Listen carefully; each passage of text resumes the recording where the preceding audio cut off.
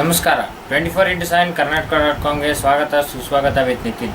ನಾವು ಈಗ ಭೇಟಿ ಮಾಡಲು ಬಂದಿರುವಂಥದ್ದು ಬಳ್ಳಾರಿ ತಾಲೂಕು ಬಳ್ಳಾರಿ ಡಿಸ್ಟಿಕ್ನ ಅಮರಾಪುರ ಗ್ರಾಮ ಪಂಚಾಯತಿ ಮೆಂಬರ್ ಅಧ್ಯಕ್ಷರನ್ನು ಅವರೊಬ್ಬರು ಗೃಹಿಣಿಯಾಗಿ ಇಟ್ಕೊಂಡು ಹಿರಿಯರಾಗಿಟ್ಕೊಂಡು ಈಗ ಫಸ್ಟ್ ಟೈಮ್ ನಿಂತು ರಾಜಕೀಯದಲ್ಲಿ ಗೆದ್ದಿದ್ದಾರೆ ಎಲೆಕ್ಷನಲ್ಲಿ.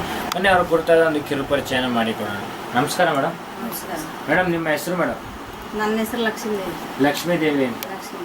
ಯಾವ ಗ್ರಾಮ ಪಂಚಾಯತಿಯಿಂದ ಗೆದ್ದು ಅಧ್ಯಕ್ಷರಾಗಿರುವಂಥದ್ದು? ಅಮರಾಪುರ ಗ್ರಾಮ ಪಂಚಾಯತ್. ಅಮರಾಪುರ ಗ್ರಾಮ ಪಂಚಾಯತಿಯಿಂದ. ಸರ್ ನಮಸ್ಕಾರ.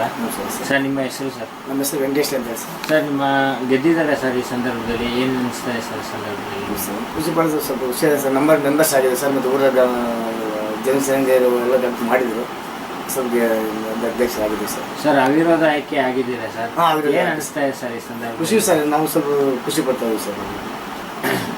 ಗೆದ್ದಿದ್ದೀರಾ ಸರ್?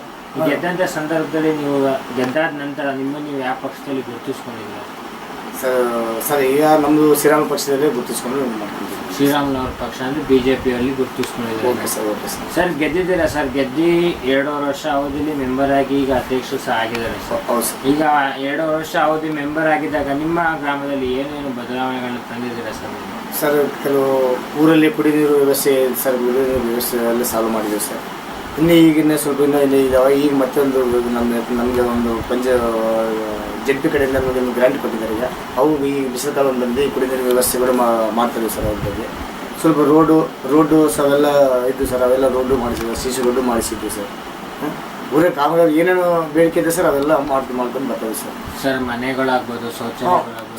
ಸರ್ ಈಗ ನಮ್ಮ ಪಂಚಾಯತಿಯಲ್ಲಿ ಈಗ ಮೊನ್ನೆ 13-14ರಿಂದ ಸರ್, ಮೊನ್ನೆ 14-15 ಶೌಚಾಲಯ ಬಂದಿದೆ ಸರ್. ಈಗ ಅವು ಬಂದದ್ರಲ್ಲಿ ಈಗ NMR 135 ಸರ್, NM35 ಆಲ್ರೆಡಿ ಕಟ್ಟಿಸಿ ಪೇಮೆಂಟ್ ಮಾಡಿದ್ವಿ ಸರ್. ಆಲ್ರೆಡಿ 130 ಶೌಚಾಲಯಗಳು ಪೇಮೆಂಟ್ ಮಾಡಿ ಸರ್.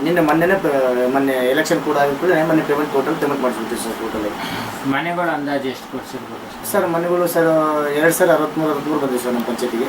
ಅವು ಕೊಡ್ಸಿದ್ವಿ. ಮೊನ್ನೆ 49 ಬಂದಿದ್ವಿ ಸರ್, ಅವು ಕೊಟ್ಟಿದ್ದೀವಿ ಸರ್.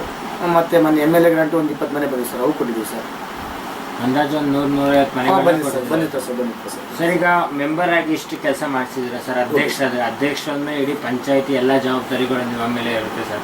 ಆ ಇಡೀ ಪಂಚಾಯತಿ ಅಂದಮೇಲೆ ಎಲ್ಲ ಗ್ರಾಮಗಳು ಎಲ್ಲ ಇದುಗಳು ನಿಮ್ಮ ಅಧೀನದಲ್ಲಿ ಇರುತ್ತೆ. ಸೊ ಈಗ ನಿಮ್ಮ ಗ್ರಾಮ ಬಿಟ್ಟು ಬೇರೆ ಗ್ರಾಮಗಳಲ್ಲೆಲ್ಲ ಏನು ಅಭಿವೃದ್ಧಿ ಕೆಲಸ ಕಾರ್ಯಗಳಾಗಿದೆ ಸರ್? ಅವರು ವಿಲೇಜಲ್ಲಿ ಯಾವ ಪ್ರಾಬ್ಲಮ್ ಇದೆ ಸರ್, ಆ ಪ್ರಾಬ್ಲಮ್ ಎಲ್ಲ ಸಾಲ್ವ್ ಮಾಡಿಸಿ ಅಂತ ಎಲ್ಲ ಪ್ರಾಬ್ಲಮ್ ಸಾಲ್ವ್ ಮಾಡಿಸಿದ್ವಿ ಸರ್. ರೋಡ್ ಸ್ವಲ್ಪ ಇದು ಡ್ರೈನೇಜ್ ಕಟ್ಟಡ ಇರೋದ್ಲೆಕ್ಕ, ದಾರಿ ಅಗಲೀಕರಣ, ಅವು ಎಲ್ಲ ಟೋಟಲ್ ಏನಿದೆ ಸರ್ ಅವೆಲ್ಲ ಕೆಲಸ ಕಾರ್ಯಗಳು ಮಾಡಿಸಿ. ಇನ್ನೂ 1.5 ವರ್ಷ ಅವಧಿ ಇದೆ.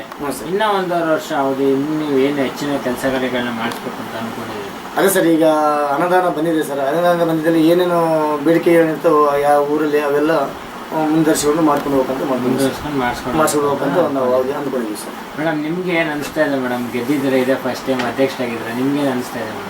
ನಮಗೇನು ಭಾಳ ಖುಷಿ ಇದೆ, ತುಂಬ ಖುಷಿಯಾಗಿ ಅನಿಸ್ತಾ ಇದೆ ಮೇಡಮ್. ರಾಜಕೀಯ ಮಾಡ್ಬೋದು ಅಂತ ಅನಿಸ್ತಾ ಇದೆ ಮೇಡಮ್ ನಿಮಗೆ? ಇದ್ರ ಮೈಂಡಲ್ಲಿ ಇಟ್ಕೊಂಡು ರಾಜಕೀಯ ನಡೆಸ್ಕೊ ಹೋಗ್ಬೋದು ಅಂತ ಅನಿಸ್ತಾ ಇದೆ? ಅನಿಸ್ತಾ ಇದೆ ಸರ್. ಈಗ ನಿಮಗೆ ಗೆದ್ದಿದ್ದೀರಾ ಸರ್, ನಿಮಗೆ ರಾಜಕೀಯಕ್ಕೆ ಬರೋಕ್ಕೆ ಯಾರು ಗುರುಗಳು ಅಂತ ಯಾರು ಇದು ಬೆನ್ನೆಲುಬು ಅಂತ ಯಾರು ಇದ್ದಾರೆ ಸರ್? ಎಲ್ಲ ಸರ್, ಊರಲ್ಲೇ ಜನಗಳು ಸೇರಿ ಒಂದು ಅಭಿಪ್ರಾಯದಿಂದ ಒಂದು ಆಯ್ಕೆ ಮಾಡಿದೆ ಸರ್. ನೀವು ಒಂದು ಮಾಡಿರಿ, ಜನಸೇವೆ ಮಾಡಬೇಡ್ರಿ ಅಂತ ಒಂದು ಆಯ್ಕೆ ಮಾಡಿದೆ ಸರ್.